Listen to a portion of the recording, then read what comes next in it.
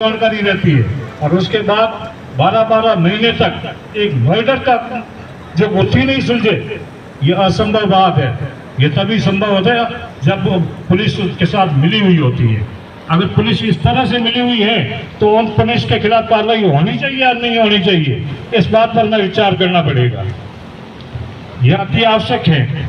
तो आज के इस मुद्दे पर आप सब, मैं ये चाहूंगा कि खुलकर अपनी राय रखें और इस पर जो भी निर्णय है, और मैं धनुराम जी और इनकी टीम से अनुरोध करूंगा कि हमारा कोई भाई किसी भी जाति का हो, किसी भी धर्म का हो, अगर आपके पास आता है और वो कहता है कि हमारे साथ फलानी जगह ये अत्याचार हो रहा है, तो हमें ये नहीं देखना है कि वो किस पॉलिटिकल पार्टी से संबंध रखता है, किस जाति से संबंध रखता है, किस धर्म से संबंध रखता है। हमें तुरंत इस मंच के माध्यम से उसकी सही बात को प्रोटेक्शन देना है और उसकी सहायता करनी है। इन्हीं शब्दों के साथ मैं आप सब यहाँ पधारे, आप सबका बहुत बहुत धन्यवाद। हम अगर पुलिस और प्रशासन की बात करें तो मैं लंबे समय से इस समाज के बीच में काम कर रहा हूं। उसके अनुभवों के आधार पर आपको बताना चाहता हूं कि ऐसा कहीं पर भी नहीं है कि पुलिस या प्रशासन की कोई बदनीयत हो या कोई पीड़ित के प्रति उनकी कोई जातीय दुश्मनी हो या कोई बैर भाव हो, लेकिन वे सही ढंग से एक न्यायिक रास्ते पर चलकर के काम या नहीं कर पाते या किसी को न्याय नहीं दिला पाते, तो उनकी कहीं न कहीं मजबूरियां हैं। जैसा अभी बता रहे थे कि अगर कोई काम हो जाता है तो तुरंत ही फोन पहुंच जाता है।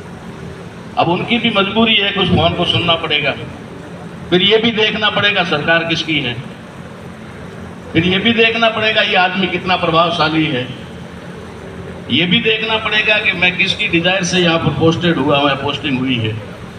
बहुत सारी चीजें उनको बांध लेती है, जिसकी वजह से वो एक साधारण से साधारण आदमी और पीड़ित परिवार, गरीब से गरीब को न्याय दिलाने में पीछे हटना पड़ता है उसको, या फिर उसके हाथ बंद कर। ये सच्चाई है और सच्चाई बोलने के लिए ही यहाँ पर रखी गई है। सारी बातें अपनी जगह पर है, लेकिन जब ये बात आ जाती है, न्याय की बात आ जाती है और जब सर्व समाज की बात आ जाती है, तो वहां सिर्फ दो ही पक्ष होते हैं। एक पीड़ित पक्ष होता है और एक अपराधी होता है। और दुनिया में और मानवता के नाते भी और भारत के संविधान के अनुसार भी प्रत्येक व्यक्ति का मानवीय हक बनता है या उसकी मानवता कहती है कि वो पीड़ित पक्ष का सहयोग करे और अपराधी को सजा दिलाए। मगर यहां हो क्या रहा है, यहां अपराधियों को बचाने का काम ज्यादा होता है। ये सच्चाई है, ये कड़वा सच है, झेलना पड़ेगा सबको।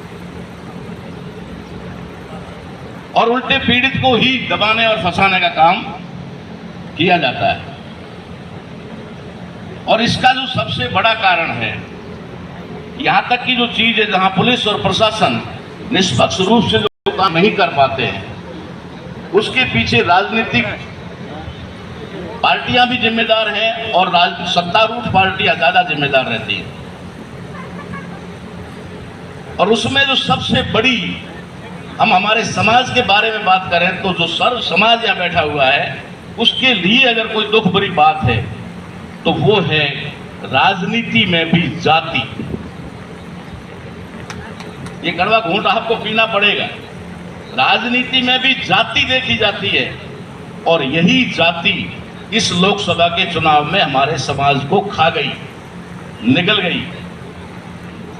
यहां किसी ने भी ये नहीं सोचा कि हमें राष्ट्र हित में या समाज हित में या एक आम आदमी के हित में बात करनी है। ऐसा नहीं हुआ। सिर्फ और सिर्फ, मैं खुद भी लोकसभा के चुनाव में निर्दलीय चुनाव लड़ा हूं, लेकिन मुझे भी पता है कि मेरी जाति के अलावा वोट नहीं मिले। हो गया जाति समीकरण, हो गया खेल।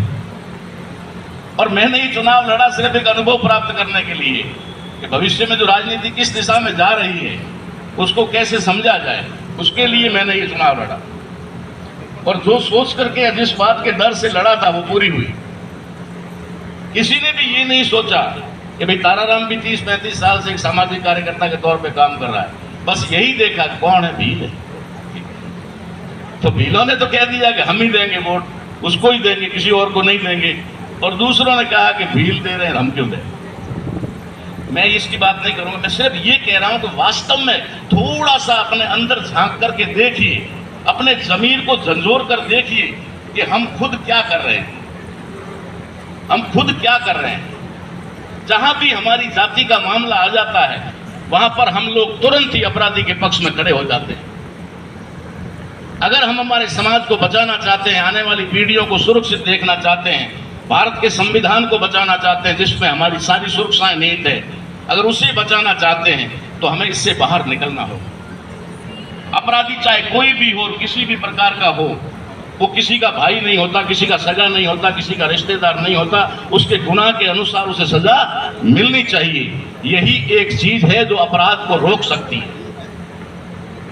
अपराधी बचता है, बचा लिया जाता है तो दूसरे अपराधियों में ये प्रेरणा जाती है कि क्या हुआ, उसका कुछ बिगड़ा गया, 2 दिन 4 दिन रह करके बाहर आके अपन भी आ जाएंगे, ऐसे करके अपराध को बढ़ावा मिलता है। इसलिए अपराधियों को सह देना और शरण देना अगर हम लोग खुद ही बंद कर दें तो शायद अपराध अपने आप घट जाएगा, अपने आप कम हो जाएगा, भाईचारा अपने आप स्थापित हो जाएगा।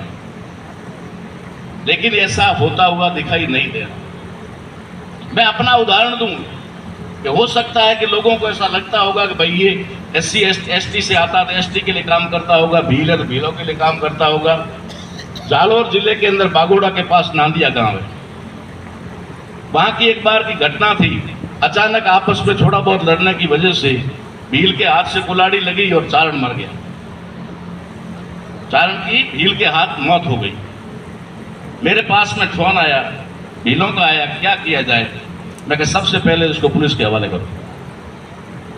अगर तुम्हें बचना है, तुम्हें गांव को बचना है तो सबसे पहले इसको पुलिस के हवाले करो। मैं कलकत्ता में था, यहां नहीं था। मैंने फोन पर के कहा और उसको उसी समय उनके परिजनों को कहा कि जाकर के पुलिस के हवाले करो। वो खुद जाकर के उन्होंने उनको सौंपा। अब कानून है, अपना काम करेगा।